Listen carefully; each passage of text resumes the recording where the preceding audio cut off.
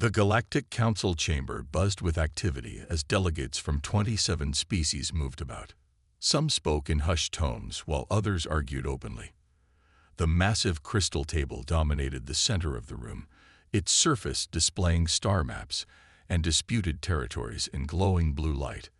Ambassador Park adjusted her silver-threaded uniform, straightening the Earth insignia on her shoulder. She had spent 3 decades in diplomatic service, but never had talks been this tense. Her team of 5 human representatives sat beside her, faces grim. "The Council will now hear the human response to our proposed settlement," announced the moderator, a tall being with pale blue skin whose species prided themselves on neutrality. Park rose slowly, her movements deliberate. The chamber fell silent. Even the translating devices seemed to quiet their usual hum. "For 14 days, we have discussed the future of the Arcturus systems," she began. "For 14 days, we have presented evidence of humanity's legal claim to these worlds. For 14 days, we have listened to demands that we surrender these systems as a show of good faith." She looked around the table, making eye contact with each of the council leaders. "The human delegation rejects these terms," Park said, her voice calm yet unyielding. "We will not surrender the Arcturus systems simply as a gesture of goodwill when your species have established military outposts along our borders." Murmurs rippled through the chamber. The Tor delegation, insectoid beings with chitinous exoskeletons, clicked their mandibles in disapproval. The Vacal representatives, with their 4 eyes, narrowed all of them at once. Councillor Vreen rose from his seat, his 4 upper appendages rippling with frustration.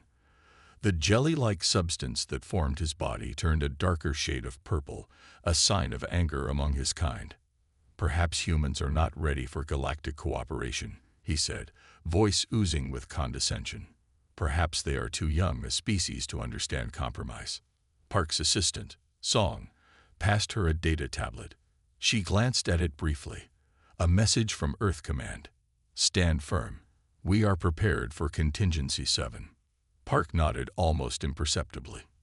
So it had come to this.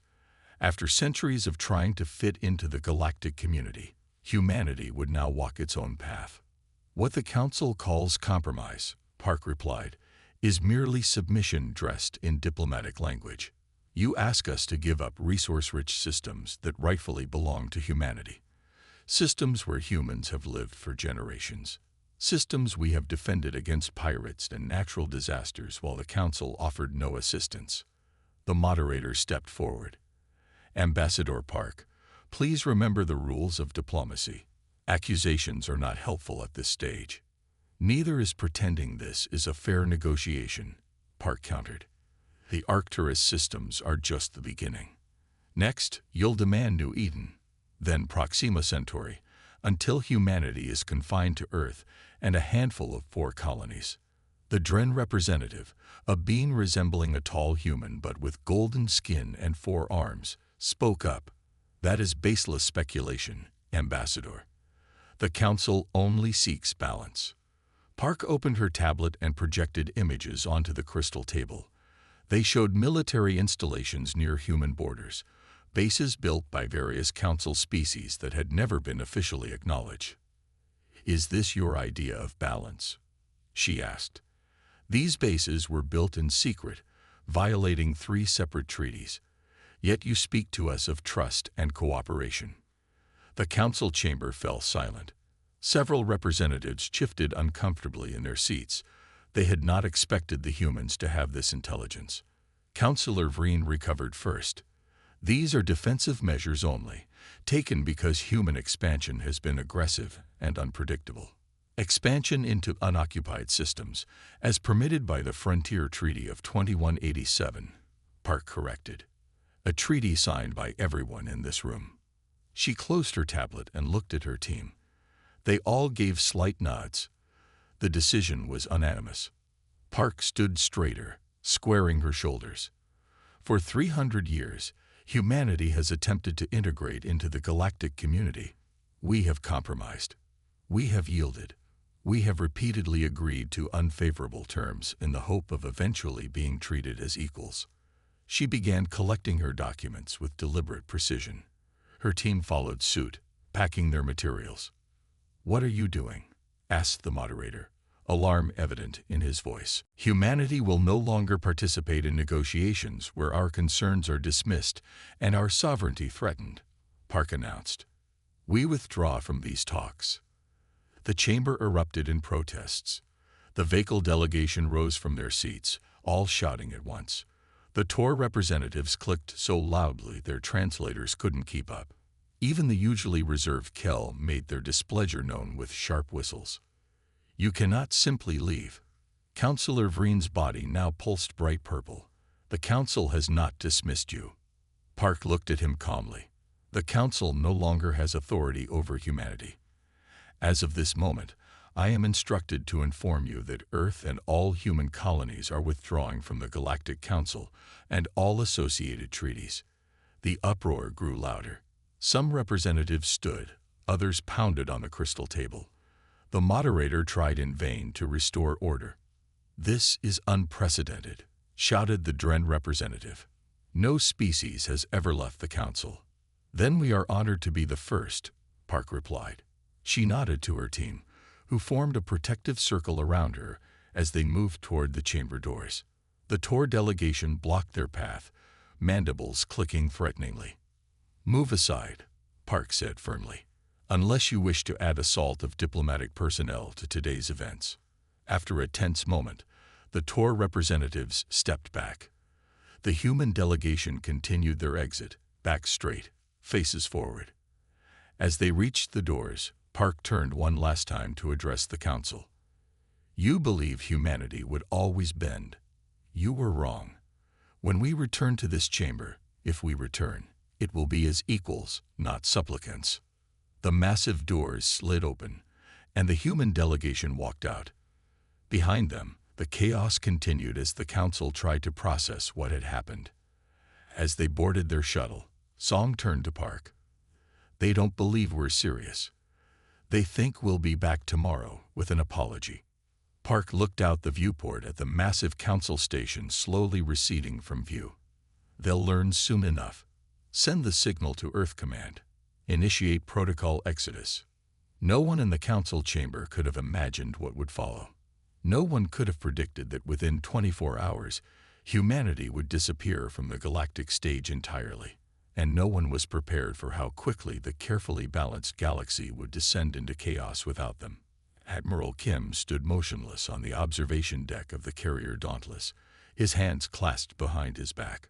Through the massive viewport, he watched the last civilian transport ships rise from Proxima Colony's surface. Their engines glowed blue against the planet's twilight as they joined the evacuation fleet already in orbit. Thousands of vessels of every size formed an orderly procession toward the jump point. 3 days had passed since Ambassador Park's dramatic exit from the Galactic Council. 3 days of non-stop work as humanity executed a plan they had prepared for decades but hoped never to use. Kim's face remained calm, but inside, his emotions were in turmoil. He had been born on Proxima Colony. His parents were buried there. Now he watched as the lights of cities winked out one by one, as power systems were shut down. Soon the colony would be empty, every human gone, leaving behind only buildings and memories. "Quite a sight, isn't it?" said a quiet voice beside him. Kim turned to see Dr. Nam, the fleet's chief scientist. She had joined him without him noticing, her attention also fixed on the planet below. "My team worked on that agricultural center for 15 years, she said, pointing to a large complex now dark and abandoned. "We developed crops that could feed billions across 3 species. All that research. I've ordered all research data backed up and preserved," Kim assured her. "Nothing will be lost except the physical infrastructure." Nam nodded. "I know. It's just hard to leave it all behind." The ship's communication system chimed softly. "Admiral Kim, please respond," came the voice of Captain Lee. Kim tapped his collar. "Kim here. Sir, all civilian transports have cleared Proxima atmosphere. The last military personnel will depart in 20 minutes. We are officially ahead of schedule." Acknowledged, Kim replied. Join me on the observation deck when you can. Dr. Nam sighed. I should return to my team. We're still running final checks on the shield generators. As she left, Kim returned his attention to the view. The evacuation was proceeding with remarkable efficiency at every human colony. Protocol exodus had been planned for over 50 years, updated regularly, and practiced in secret simulations. Every human in the galaxy knew their role and their destination. Many alien species had doubted humanity's resolve, or even their capability, to follow through on Ambassador Park's declaration.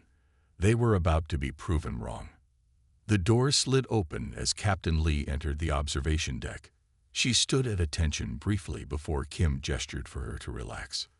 Remarkable discipline from the civilians, Lee noted, watching the orderly procession of ships. No panic, no resistance. They'd been prepared for this possibility their entire lives, Kim said, even if they never thought it would happen. Lee moved closer to the viewport. The Council has sent 17 official messages demanding explanation. 3 alien warships have entered the outer system, but are keeping their distance.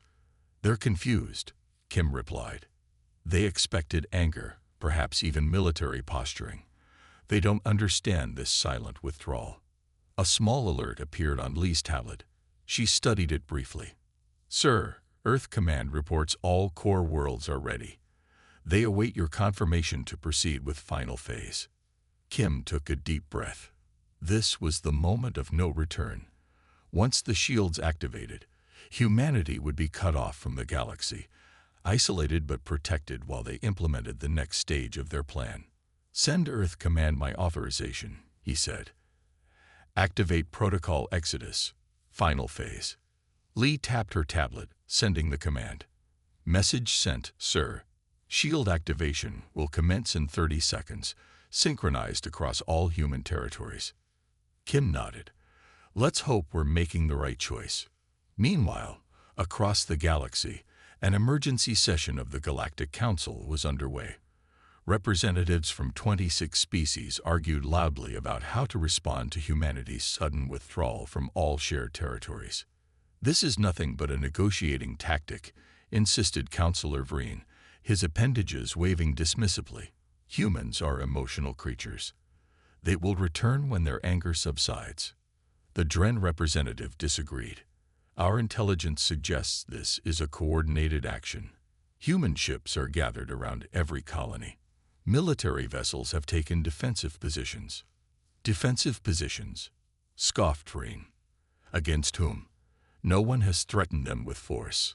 The moderator raised his hands for quiet.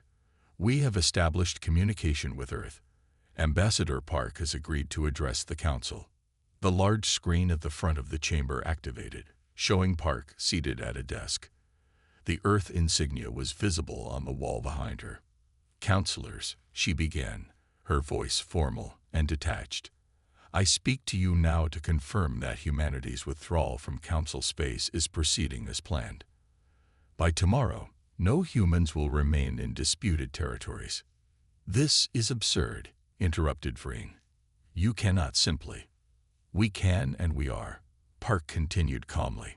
For too long, humanity has been treated as a junior partner in galactic affairs, despite our contributions to trade, science, and peacekeeping. Since you will not treat us as equals at the table, we have chosen to leave it.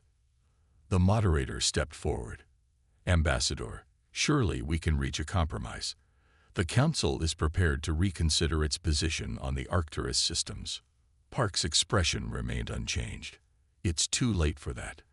The decision has been made. And what of your treaties? Your obligations? Demanded the Vekel representative. You would abandon centuries of agreements. All human obligations will be settled. All debts paid. We leave with clean accounts, Park replied. As for... Suddenly, Park's image froze. The screen flickered, then went dark. What happened? Demanded Vreen. Restore the connection. The communication technicians worked frantically at their consoles. We've lost the signal from Earth, one reported. Attempting to reestablish. Try the backup channels, ordered the moderator. All communication channels to Earth are down, reported another technician. Same with all human colonies. It's like they've all gone dark simultaneously. The council chamber fell silent as the implications sank in. Then reports began flooding in from across the galaxy. We're receiving strange energy readings from Earth and all major human worlds, announced a science officer. Nothing like we've seen before. Visual feeds from observation posts near human territories showed an astonishing sight. Shimmering barriers of energy were forming around Earth and every major human colony. The barriers grew until they completely enclosed each world, blocking all signals and access. On the Dauntless, Kim and Lee watched as the shield around Proxima Colony completed its formation. The planet now appeared to be wrapped in a gently pulsing blue membrane that distorted the stars behind it. Shield activation complete and stable, reportedly. All human worlds are now secured behind Phase 7 barriers. No signals can penetrate in either direction. Kim nodded. And so humanity steps back from the galactic stage. Begin our withdrawal. Take us home. As the Dauntless turned away from Proxima Colony, Kim thought about the Galactic Council. He imagined their confusion turning to concern, then panic as they realized what humanity had done. They had never taken humans seriously. They had dismissed human warnings and concerns for centuries. Now humanity had left the table. And soon, the Council would discover just how much they had depended on the species they had so casually dismissed. Set course for Earth, Kim ordered. We have much work to do. Governor Ryu winced as the trade station's lighting flickered again. 2 months since humanity's withdrawal, and basic systems were already failing across Epsilon Station. The once bustling trading hub now operated at half capacity, with empty docking bays and shuttered businesses marking humanity's absence. She hurried down the main commerce corridor, her gray uniform no longer crisp and perfect as supply shortages had even affected laundry services. The station's maintenance crews worked constantly, but lacked the parts and expertise that human engineers had always provided. Ahead, a crowd had gathered. Ryu quickened her pace, recognizing the raised voices. 2 merchant groups, Tyranny spice traders and Drex mineral exporters, were in a heated argument. Their translator devices created an overlapping cacophony as their natural languages competed for dominance. This trade route has always belonged to the Drex consortium, bellowed the lead Drex merchant, his rocky skin flushing a deep orange with anger. Your ships are trespassing. The Tyranny merchant captain, her feathered crest fully extended in agitation, hissed back. The humans established open passage through that sector 3 decades ago. You have no exclusive claim. Ryo pushed through the gathering crowd. In the past, human peacekeepers would have already separated the groups. Without them, the station's security force was spread thin, responding to similar disputes across all 12 sectors. Please, she called out, stepping between the merchants. I'm sure we can resolve this without. The Drex merchant shoved her aside. This doesn't concern you, Governor. This is between us and these root thieves. Ryu regained her footing. As station governor, all disputes here concern me. The Galactic Council has established protocols for. The Council, spat the Tyranny captain. What good are their protocols? They drove the humans away and now pretend nothing has changed. The crowd murmured in agreement. Council authority had been waning since humanity's departure. Many species blamed the Council leadership for the current crisis. Ryu noticed the Drex merchant's hand moving toward his belt, where energy weapons were typically holstered. Despite station regulations banning weapons in the commerce zone, security scans had been malfunctioning for weeks. Please, she pleaded, raising her hands. Violence will only. The flash came first, then the searing pain. Ryu looked down in shock at the bird mark spreading across her chest. The Drex had fired, but his aim had been thrown off when a Tyranny crew member lunged at him. More energy blasts filled the air as both merchant groups drew weapons. Civilians scattered, screaming for security forces who were too far away to help. As Ryu collapsed to the floor, She watched the scene unfold with a strange detachment. Blood pooled beneath her as security alarms finally activated. The merchants who had traded peacefully for years were now locked in deadly combat. Her final thought before consciousness faded was understanding. Without humanity's stabilizing presence, the fragile alliance of species was already crumbling. 3 days later, the Galactic Council convened an emergency session. The chamber, designed to accommodate representatives from 27 species, now held only 19. Empty seats created noticeable gaps around the crystal table. The moderator called the session to order, his once commanding voice now tinged with weariness. We gather to address the tragedy at Trading Station Epsilon and the growing instability throughout Council space. Footage of the merchant battle played on the main display. 12 dead, including Governor Ryu. The station's commerce level still bore scorch marks from energy weapons. Both merchant groups had fled before security arrived, abandoning their goods and breaking long-established trade agreements. This is the 7th major incident this week, noted the moderator. The 4th resulting in fatalities. Ambassador Trill of the Sorrow Collective rose from her seat, the delicate crystalline being sparkled under the chamber lights, her voice resonating through the translators with musical precision. "We cannot ignore the pattern any longer," Trill stated. "The human withdrawal has reduced trade efficiency by 67%. Their AI systems managed our logistics networks, their peacekeeping forces maintained stability in disputed regions, and their scientific advances benefited us all." She projected statistics onto the crystal table. Trade route disruptions, energy shortages, and security incidents all showed sharp increases since humanity's disappearance behind our strange barriers. "Without them," she continued. "Without them, we will adapt," interrupted Councillor Vreen, though his voice lacked conviction. His purple form appeared dimmer than usual, a sign of stress among his species. Humanity was just one species among many. We managed the galaxy before they achieved spaceflight. We will manage again. The Dren representative stood, all 4 arms extended in the traditional posture of challenge. "You speak of adaptation while your own worlds face energy rationing. The humans designed the fusion reactors that power half the Council worlds. Without their maintenance specialists, those systems are already failing." Murmurs of agreement swept through the chamber. Several representatives exchanged worried glances. The moderator recognizes Ambassador Kask of the Viridian Alliance, announced the chamber's automated system. Kask, a reptilian being with iridescent scales, spoke slowly and deliberately. "My government has analyzed our position and reached a conclusion. The Council failed in its primary purpose when it allowed humanity to withdraw. Rather than pursue compromise, pride and arrogance prevailed. The Viridian worlds can no longer place their trust in this body." Gasps echoed around the chamber. The Viridian Alliance controlled crucial agricultural worlds that fed billions across multiple species. "What are you suggesting?" demanded Vreen. "Not suggesting. Declaring," replied Kask. "As of today, the Viridian Alliance withdraws from the Galactic Council and all associated treaties. We will pursue independent relations with any species who respect our sovereignty." Before the uproar could build, 2 more representatives stood, the delegates from the Pellerin Reach and the Quantum Collective. "The Pellerin Reach joins this withdrawal," announced their representative, a being of pure energy contained within a hovering mechanical shell.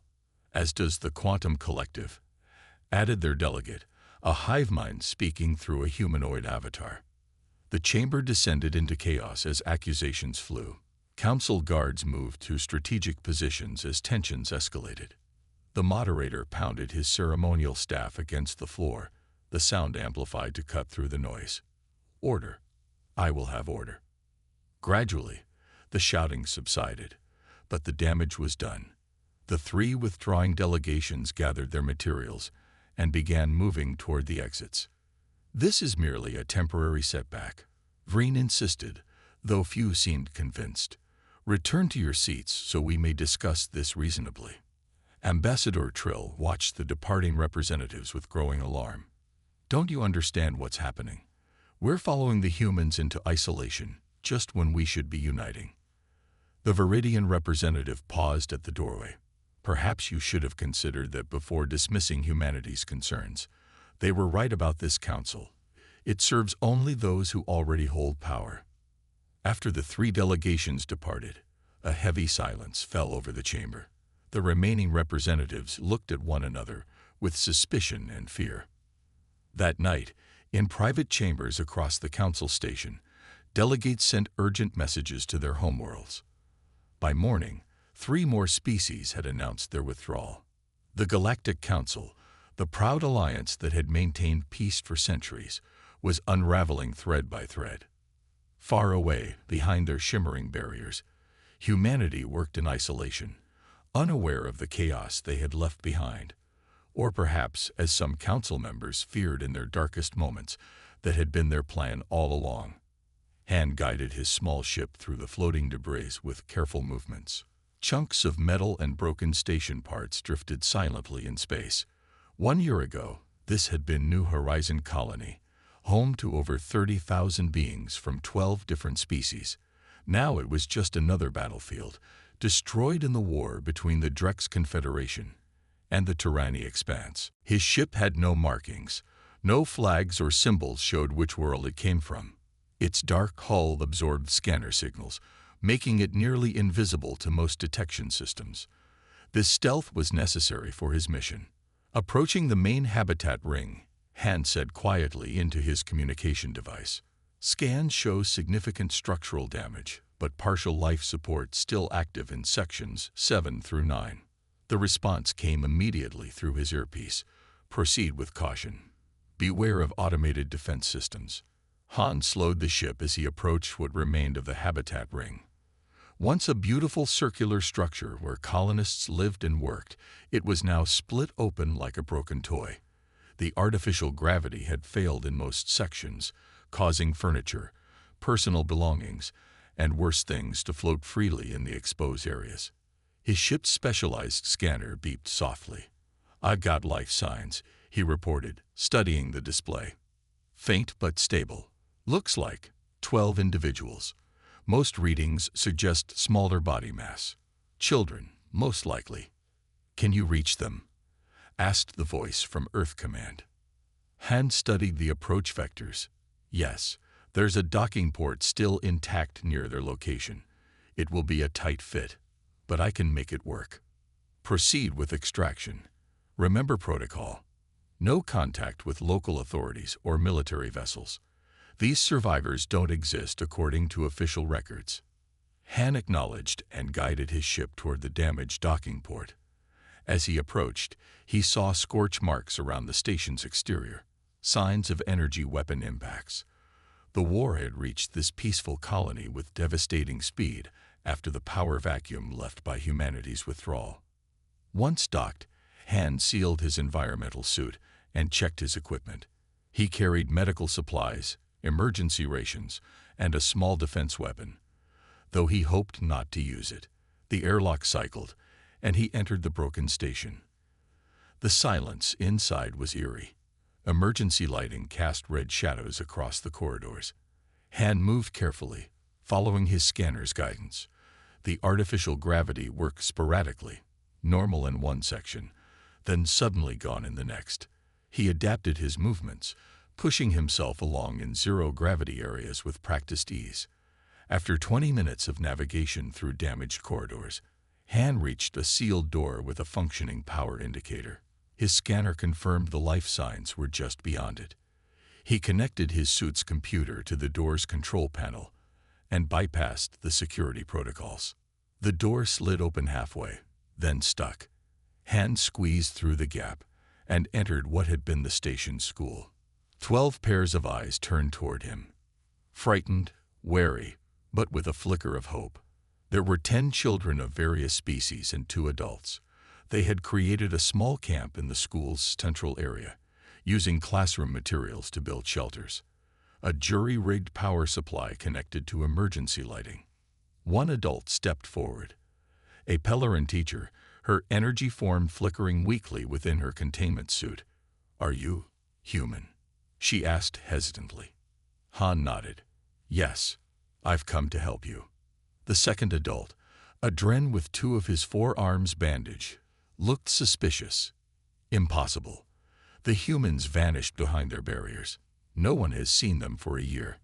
Not entirely true, Han replied, removing his helmet to show his face. We've been watching and helping where we can. He opened his supply pack, bringing out medical kits and food. The children approached cautiously, hunger overcoming fear. As Han treated wounds and distributed supplies, the Pellerin teacher explained their situation. The attack came without warning. The Drex and Tyranny fleets fought directly above our colony. We were caught in the crossfire. Those who could evacuate did so, but we were trapped in the school when the main passages collapsed. How have you survived so long? Han asked, impressed by their resilience. Teaching engineering has its benefits, she said with a weak laugh. We repurposed the school's systems for basic life support, but we've been running out of options. Another week and... Han nodded. You don't have to worry anymore. I'm taking you all to safety. The Dren looked doubtful. To where? Every neutral world is overflowing with refugees. No one wants more mouths to feed. To a secure location, Han replied carefully. Earth Command had been clear. No details about human territory were to be shared. It took 2 hours to prepare everyone for transport. Han carried the smallest children, while the adults helped the older ones navigate the damaged corridors back to the ship.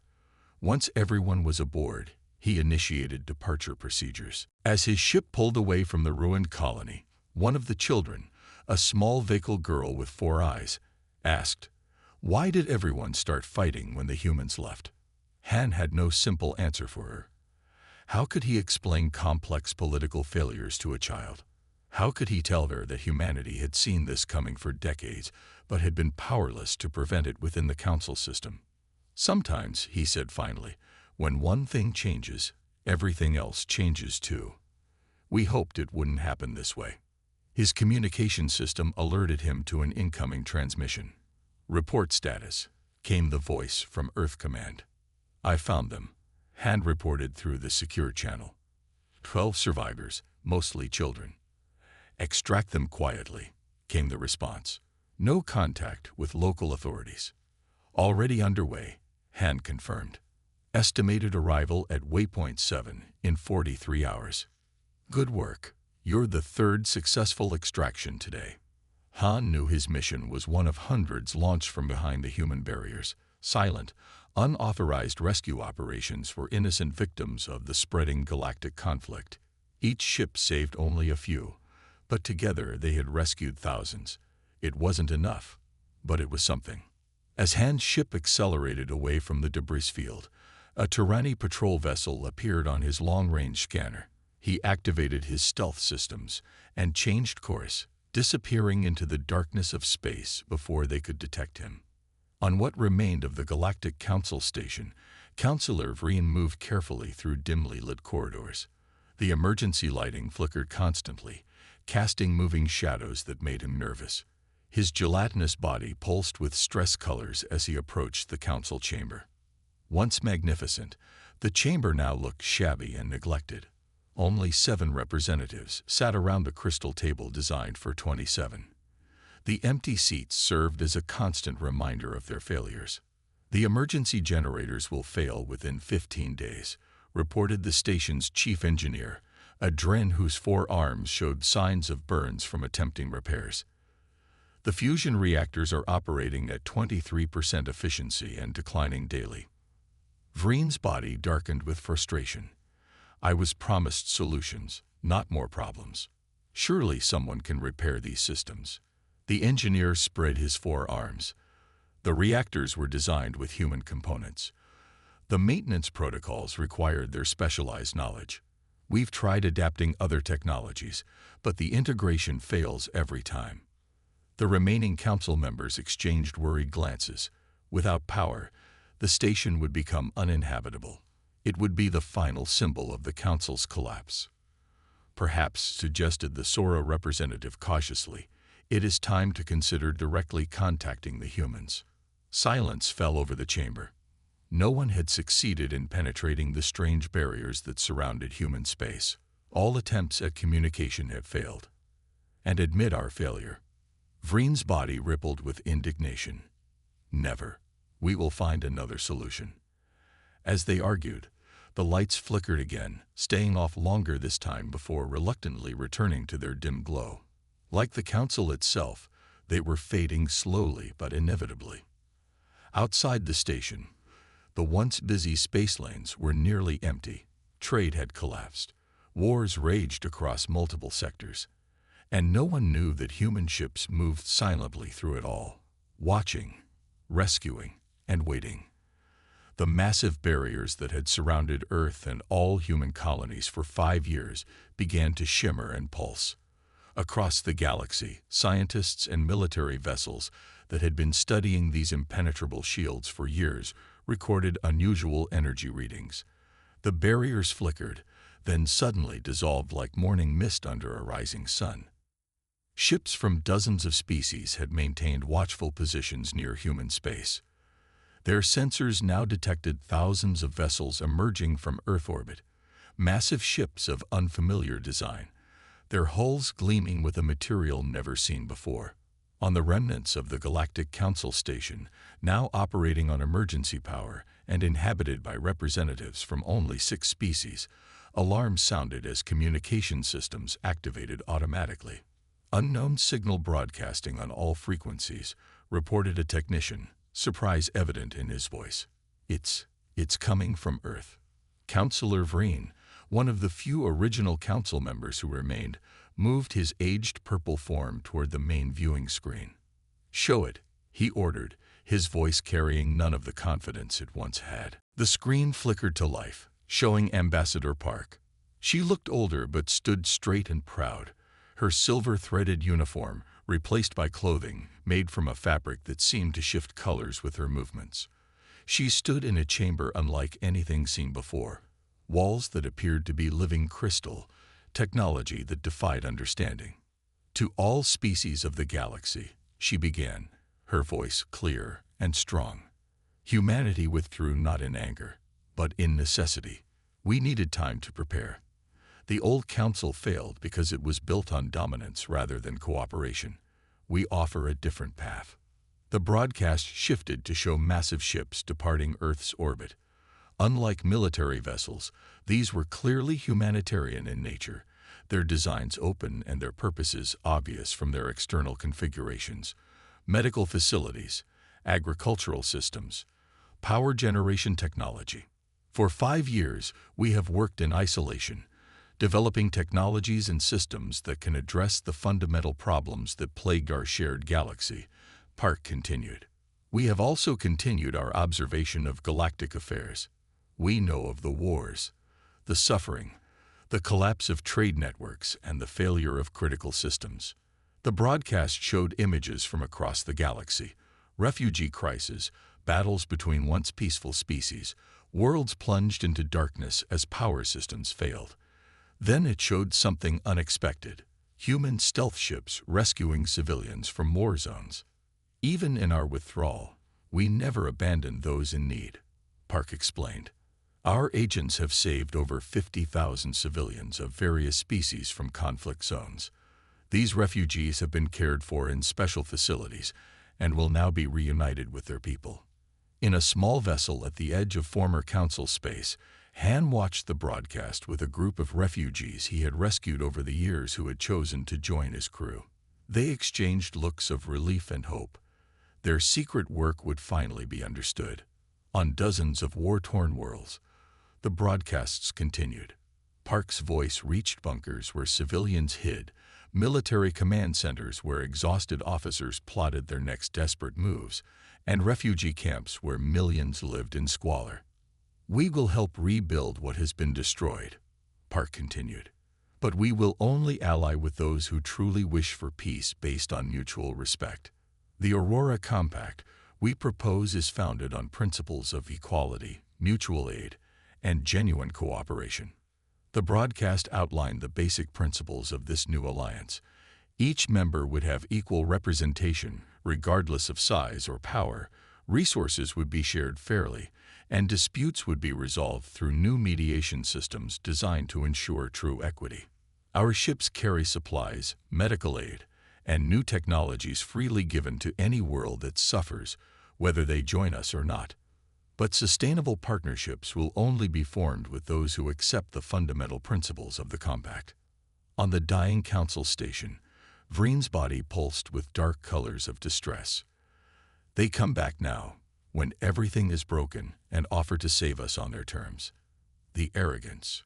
But around him, the remaining council representatives were already in hurried communication with their homeworlds. After 5 years of war, energy shortages, and economic collapse, few could afford pride. Within days, the first desperate worlds accepted humanity's terms. The Pellerin Reach, once a scientific powerhouse now struggling with basic power generation, was first to formally request membership in the Aurora Compact. The Viridian Alliance, whose agricultural worlds had been targeted by food-desperate neighboring species, quickly followed.